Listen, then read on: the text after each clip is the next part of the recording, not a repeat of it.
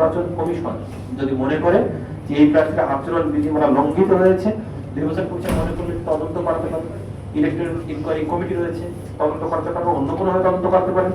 তদন্ত করে নির্বাচন কমিশন ওই প্রার্থিতা বাতিল করতে পারেন। ব্যানার ফেস্টুন যেহেতু আপনারা কাজ শুরু করে দেবেন আজকে, এটা কিন্তু কোনোভাবেই সাদা কালো মানে সাদা কালো করা যাবে, রঙিন করা যাবে। রঙিন যদি করে তাহলে কিন্তু শাস্তিযোগ্য হবে।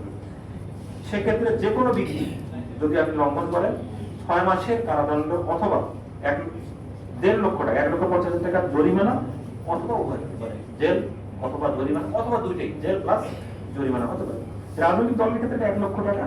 আর একটা খুবই গুরুত্বপূর্ণ বিষয়, সেটা হচ্ছে নির্বাচন কমিশন যদি মনে করে যে এই প্রার্থীর আচরণ বিধিমালা লঙ্ঘিত হয়েছে, নির্বাচন কমিশন মনে করলে তদন্ত করাতে পারবে।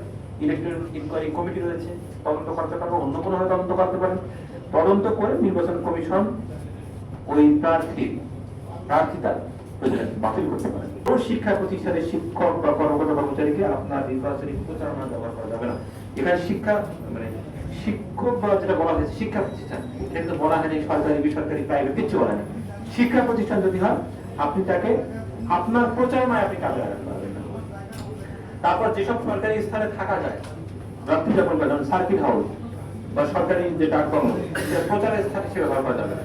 আর আপনি প্রচারের স্থানে ব্যবহার করলেন না, আবার থাকলে থেকে পরে বাইরে প্রচার না করলে সেটা করা যাবে না, মানে সেখানে অবস্থান করা যাবে।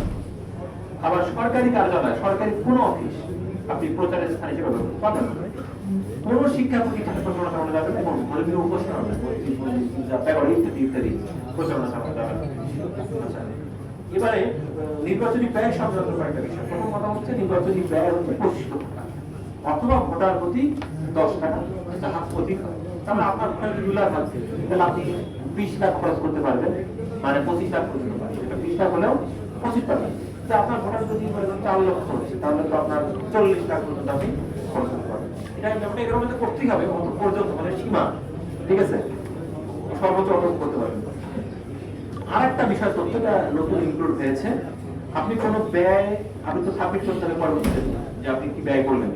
আপনার যদি 20,000 টাকার বেশি কাউকে বিল দেন, চেকের মাধ্যমে দিতে হবে, ব্যাংক বলা হচ্ছে ব্যাংকিং এর মাধ্যমে সম্পাদন করতে হবে। আপনি 10,000 টাকা ক্যাশ দিতে পারবেন, কিন্তু 15,000 টাকা ক্যাশ আপনারা দিলেন ভাউচার হয়ে গেল, কিন্তু 20,000 টাকার বেশি হলে আপনাকে ব্যাংকিং এর মাধ্যমে করতে হবে।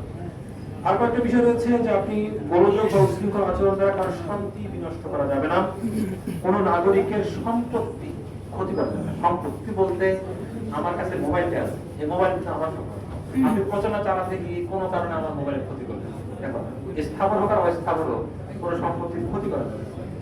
কোন প্রার্থীর পক্ষে বা বিপক্ষে আপনি তাকে প্রভাবিত করার উদ্দেশ্যে বল প্রয়োগ করা যাবে না, অর্থ ব্যয় আপনি করতে পারবেন।